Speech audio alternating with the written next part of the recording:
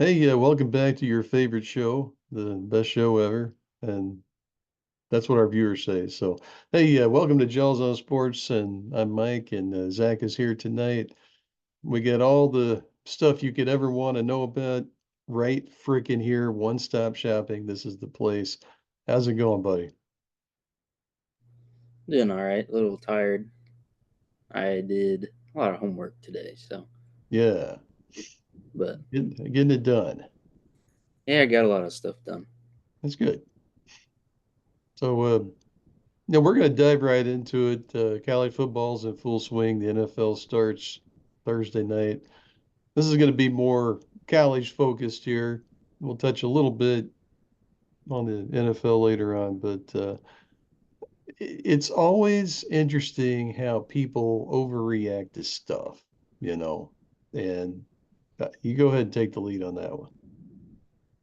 I mean, it was the first week, and you don't know how teams are going to gel as the year goes on. I would venture to say teams get injured as the season goes on, but they get better as a team because they play more games, they have more practice together, and they continue to get better. There's teams like Georgia and Miami that came out of the gates and they were just on fire. They look like they've played half a season in mid-season form already. So I wouldn't freak out if your team didn't come out and win by 50 points, or if your quarterback went 16 for 32 and only had one touchdown. I wouldn't freak out about that. There's also some games against not very notable teams that a team like Oregon, they played Idaho, it was super ugly, and I wouldn't take anything into that. That game's over. There's going to be for every top team, every playoff team, there's going to be 2, 3 games that they play that you just want to get over, get out of there and win and never think about it again. And that was one of them for them. So I don't see that being an issue for the Ducks. There were some performances that weren't too crazy, Michigan and Fresno State. It's just, I wouldn't push the panic button just yet. These teams, they have 3 months to figure it out. So I'm not too worried about those teams at all. Just new faces and new coaches, coordinators. It's there's a lot of change, and I don't have anything really to take away from week one in at the top at least. I wouldn't say. So if your team didn't perform at a crazy high level, they're going to get better. They're going to practice. They're going to figure out what they did wrong, and they'll be fine as the season goes. But I would say I want to take away from week one is that Notre Dame can play defense.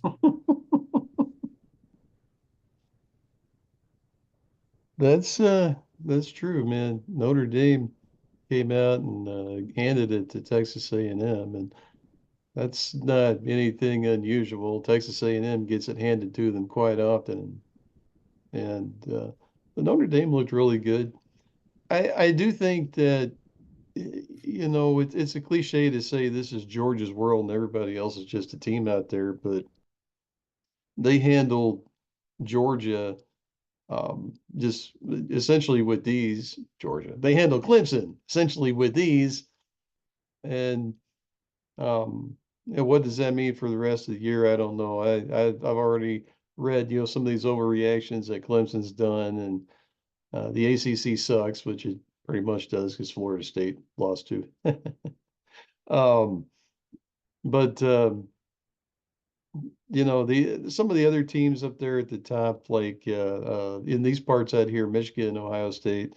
uh, I was talking to people at work today about the Buckeyes, and they're just, what's going on? They didn't play very well. And the bottom line is, you can expect growing pains when you get all these new coaches and these new players, especially with the transfer portal and all that. Some of these rosters have 70% turnover, and a win is a win. I mean, we were watching the Oklahoma Temple game the other day, and the Sooners had a glaring weakness on their offensive line. Everything else looked pretty darn good. And they've shown over the years that they can be very good on the offensive line, and they don't always start out that way. So, yeah, no big deal. You get your win, you move on. You play again next week, and you get better, just like in anything else. You watch the film, you see where you made mistakes, you try to get better. I agree completely. These teams, you're going to see their position groups and how they play together just grow so much as the season goes. So if your receivers aren't playing well, your O line, D line, secondary, don't expect week one that version of your team to be recognizable by conference play. I think that's going to switch up. Coaches are going to open playbooks more. The defenses are going to get used to playing together. So I wouldn't take too much away, but definitely, yeah, that Georgia game, that was tough. They're very constricting, but they wear you down, and Mm, they're gonna be nasty. Their schedule isn't too bad. They play Texas, they play Alabama, but I would venture to say I'd pick them in those games. I'm gonna come out and I'm gonna say all my wrongs here for my predictions because man enough to do that. West Virginia, Penn State, they had I think a 3.5 hour rain delay, thunder delay. yeah, That was yeah. weird. Before the delay though, oh my gosh, Penn State dominated. The Drew Aller that I saw last year compared to the guy I saw in the first half against West Virginia, night and day difference there. He was slinging it, he was fitting it in windows. Very, very good performance. And coming out of a delay like that and still dominating, that's huge because you're on the road, first game, you don't know what's going to happen. That was a great experience for Penn State because they had that weird thing happen. You got to go sit in the locker Mm. room 4 hours and go back and play. So that was a big win. I'll also say that watching that game live in Gainesville, Miami stomping Florida bad, and watching Cam Ward, he was so just effortless out there. I didn't really like him when he started the game because he just threw a pick and he just acted like it was everyone else's fault. And then the next, well, rest of the game, they just dominated. So he was very effortless. He was fitting it in windows, throwing guys open. Miami looked very good for the first game of the year. They're normally very undisciplined. None of that. I think I'm going to say this. I don't know if it matters that much, but I think that game and how it ended, how it played out in front of their home crowd, in front of the recruits, in front of the country. It was on ABC. I think that game might have killed Florida football. If you watch that, they got totally destroyed. And the reason I say that is okay, rivalry game, whatever, week one. This is my overreaction that I'm going to say, and I stand by it. Florida has the toughest schedule in college football. They got to Mm. play at Tennessee, they play Georgia, they play a stingy Kentucky team, they play at Texas, they play LSU, they play Ole Miss. They do luckily play Florida State and DJ at the end of the year, so they can probably win one game. But oh my gosh, that schedule, that's a brutal schedule. And to get your breaks beaten off that bad by your rival in week one, it's not going to get any better. It's interesting you mentioned this because, obviously in my lifetime, the Miami Hurricanes have had some incredible runs, going back to the early to mid 80s. And then for 20 years, they were the dominant force in college football, sent a ton of guys to the NFL. Lots of guys that played on those teams are in the Pro Football Hall of Fame. And then they kind of fallen off the cliff since the mid 2000s.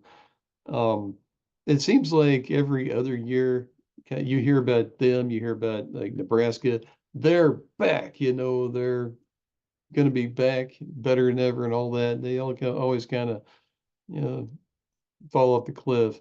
But this was a great performance here in this game. And Cam Ward, the quarterback, man, he's stud out there. One thing I got to say before I close it out, Florida's coach Billy Napier, who is probably this freaking close to getting fired. After that game, they were talking about how Florida hosted all of these recruits for this game, and he was up there like essentially begging these players to, to stick with them. And that's something that people like us should never know about. That should stay internal. But I just thought it was kind of funny. This kind of goes to show you that the state of some of these programs that they're in. Um, there was another interesting one, kind of in that same spectrum with LSU and USC. And neither one of us expected USC to win that game. I figured that the Tigers would start slow and eventually kind of wear them down, but uh, we used to joke about the Oklahoma strength and conditioning program under Lincoln Riley being a lot of jazzercise, but looks like they're working a little bit harder out there in Los Angeles. One thing I did notice that was glaring, something that's not been there for ever since Riley is coached, that defensive line was getting a really good push. And I was led to believe by the media, the internet, that LSU had a brick wall on their offensive line. And either that was a total lie or USC just punked them bad in Vegas. I was very impressed with their interior pressure, their blitzing off the outside. I'm not very impressed with Garrett Nussmeier, the LSU QB. The announcers were on him all night saying this guy's the greatest thing, and I Yeah, they just kind of, yeah. dump the ball off kind of guy, and I wasn't overly impressed, but the run stopping was the big thing. I thought LSU would be able to lean on USC, and it wasn't like that. They couldn't run the ball, Mm. so I was very impressed with their defense. Does that stick? I don't know. They're going to be playing teams that are more physical than they are in the Big Ten, but that was a great performance. The receivers were making great plays. Guys were not necessarily open, but they were still catching balls, and they ran the ball pretty well. It was Brian Kelly flat out. He's got out coached, and LSU got dominated. The score didn't look like it. USC made some mistakes. They first game of the year, so you're not going to be perfect, but I was very impressed with them. And LSU, they don't get it figured out. Their schedule isn't super crazy. They have a lot of their big games at home. I mean, they play Ole Miss, Alabama, and OU at Mm. home, which is huge for their season and their playoff hopes. But they're a wild card. They could be 10-2. This team could be 6-6 as well. So I think it's how they respond to it. But that was a great performance by USC, and I don't expect this to kickstart some playoff push or anything. I don't. I think they're stumble against teams maybe that they're not even worse than. I think a team like a Wisconsin could beat them. So Yeah, ball I would, control. Yeah. yeah, it's the styles make fights. So I Mm. think going forward, I wouldn't put too much on that. That's a big win, and that's a very bad loss for LSU. Yeah, yeah. Just neither one of us got anything out of LSU in that game, man. They got beat all over the field. Um, what else was there? Like I know that there was a lot of intrigue about the Alabama game. Now, obviously, they way overmatched their opponents, and Jalen Milroe had what did he have? 4 touchdowns in the first half, something like that. Didn't play in the second. But it's just interesting to see and follow how their new coach, Kellen DeBoer, will take up the mantle that Nick Saban and his considerable shoes have left out there. And we'll be following this like everything else all year, but this might be the biggest storyline that there is in college football. I haven't really looked at the Bama schedule. Jalen Milroe, he's obviously a fantastic player. They got a bunch of 4 and 5 star guys. I don't really know how they'll perform towards the end of the year, and that's what matters. I mean, they play Wisconsin at Camp Randall. That's a tough game. They play Georgia 2 weeks after that. You got a bye week leading up to the Georgia game, so that's big for them. I mean, they play Tennessee on the road. They play LSU on the road. Some tough games. OU on the road. They got a pretty brutal schedule as well. They didn't get a pass like some teams did. So it'll be Yeah, interesting. they got a kind of an unknown Missouri team, and of course they always play Tennessee. I Um, really I believe like Tennessee again this year. You know, they'll score a bunch of points and probably break our hearts later, but I like them right now. no, I don't like Tennessee. I think Tennessee, they're 8-4. They're destined for the Pinstripe Bowl, I was gonna something like say that. Gasparilla Bowl, or Yeah, you know, I maybe if you're I don't. lucky, the Boca Raton Bowl. Hey, that'd be a good one. But Bama, I think they can beat LSU on the road. They can beat Tennessee on the road, but I don't think they're gonna beat Oklahoma for some reason. I'm super adamant on that pick. We'll get to that in November, but regardless, Jalen Milrose fun to watch. If it's Saturday at 3:30 and they're playing Arkansas and your team isn't on, there's not a big game. I'd turn it on and just sit back and watch number 4. He's fun to watch. Yeah, I think that Alabama is probably looking at 2 losses out there, and I mean it might be later in the year, but that 2 losses in the SEC, you're still potentially looking at a playoff, and we'll just see how it goes. But lots of great action out there. You know, it seems like it's been so long since we've had college football, and then it's on us and doesn't let up. I do want to talk real quick about those guys that wear the burnt orange, and not necessarily about their dominating performance, but good old Arch Manning got some playing time, got a couple touchdowns out there. I just, in this day and age, I'm honestly surprised that he stayed. I know that he's probably making a lot of money down there, let's be honest with the NIL stuff, but um Texas is kind of like Ohio State. They've invested tons and tons of money on these rosters they put together.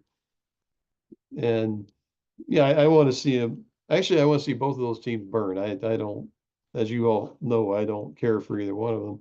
It's just going to be interesting to see how that goes because um, Evers, he's been there for what seems like since Colt McCoy was a quarterback, and he's been very successful. He's very efficient, puts up the numbers. Um, it helps sometimes when they just throw the ball up in the air for your 6'6" tight end.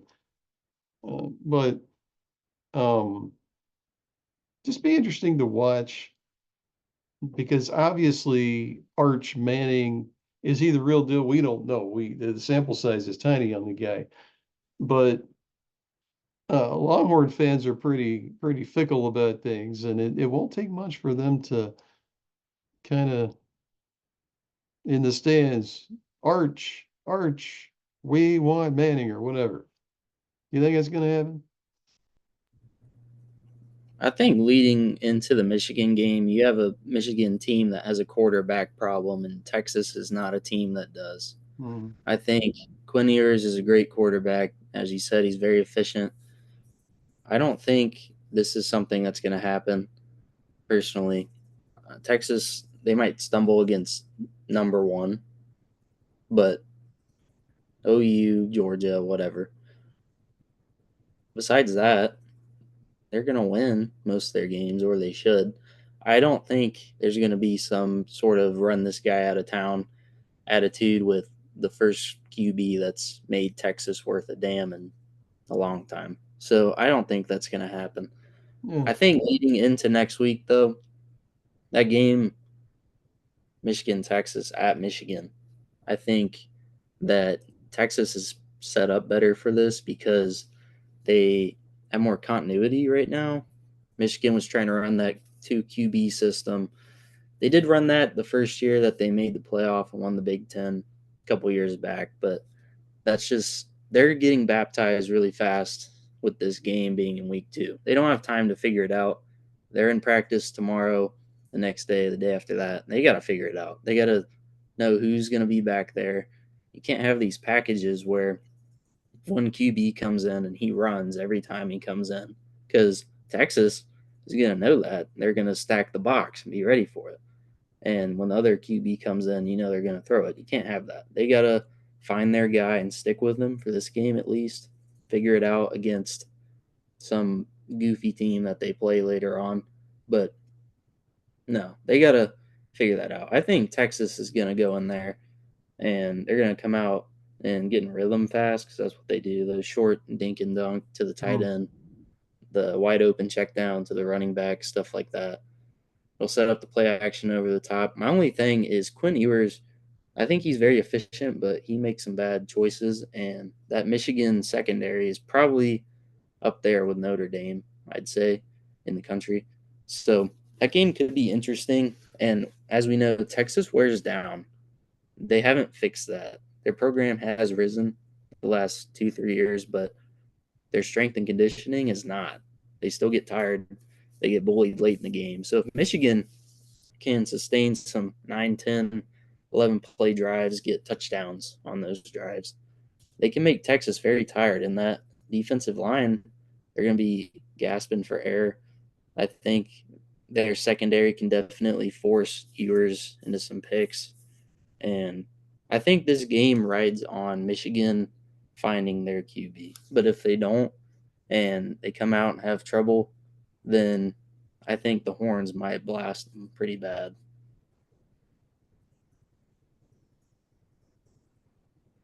Yeah, I tell you something. Um, I really think that the Horns aren't using jazzercise, but maybe they're using the Zumba for their strength and conditioning. I respected my folks out there who've used Zumba before, but they got all these giant guys, these 330, 350 pound guys on the defensive tackle at the guard position, and they're really freaking good for 1 or 2 plays, and then they're gassed out. So that's something to follow. If you're a burnt orange Texas Longhorn fan, you know this. You're not going to admit it. You're going to turn the other way. And well, what do you say? But you know that you know this, and it'll be interesting to watch, especially in the line heavy SEC. I would just want to say one thing about this game. Michigan has an elite defense. I do think that they're going to have a hard time scoring in this game. If they can sustain these drives running the ball, they've got obvious talent in the backfield. Edwards might be the at worst third best running back in the country. But they're going to need to keep the ball away from Texas. Texas will score fast. Um, I just think that this could be one of those games where uh, Michigan keeps it really close, but they don't ever make any plays, and then the Horns pull away a little bit at the end. I could see this being a shock play kind of game. I could see it's the second quarter, it's 10-0 Texas, and Donovan Edwards takes it 75 yards just like that. And then you got a game after that. Or you could also see it some double move from Isaiah Bond and Ewers and touchdown, and Michigan can't move the ball after that. I think it's going to come down to, as you said, with those big defensive linemen, that formula works if you get 3 and outs. But Michigan gets you into 3rd and 2, 3rd and 3, dumps it off to the tight end in the flat, or they run it down the middle and Edwards falls just half a yard more than the first down marker. Those D linemen are going to get tired and it's going to compound on top of each other. And I think Michigan can sustain those drives and punch it in for 6. Then they need to, or they can definitely win this game. But I don't know. It'll be interesting. I think, as you said, that defense is super strong. So I think a guy like Will Johnson can make a difference in that secondary.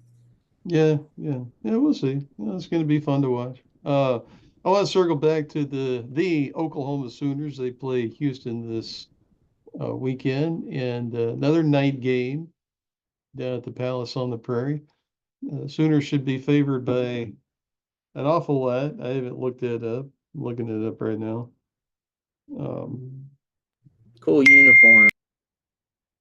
Goodness. When you text me, it dings. I'm sorry. Oh, They have sorry.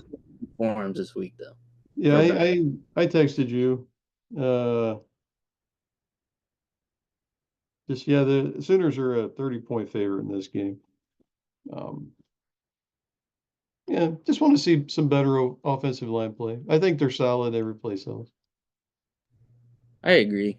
I think I think they'll be fine though. I was impressed with them actually collapsing the pocket with their pass rush. I haven't Mm. seen it in a long time. So Yeah, they got some dudes out there, the underclassmen, especially on the defensive line. I agree. Secondary, it's pretty impressive. I think that next 2 years after this year they're gonna be tough. Tough to beat. Yeah. They have so many young guys and they're just now getting experience. Well, hey folks, we need to wrap this up. Our time is a little discombobulated here, but we're going to do another show. So stick with us, okay?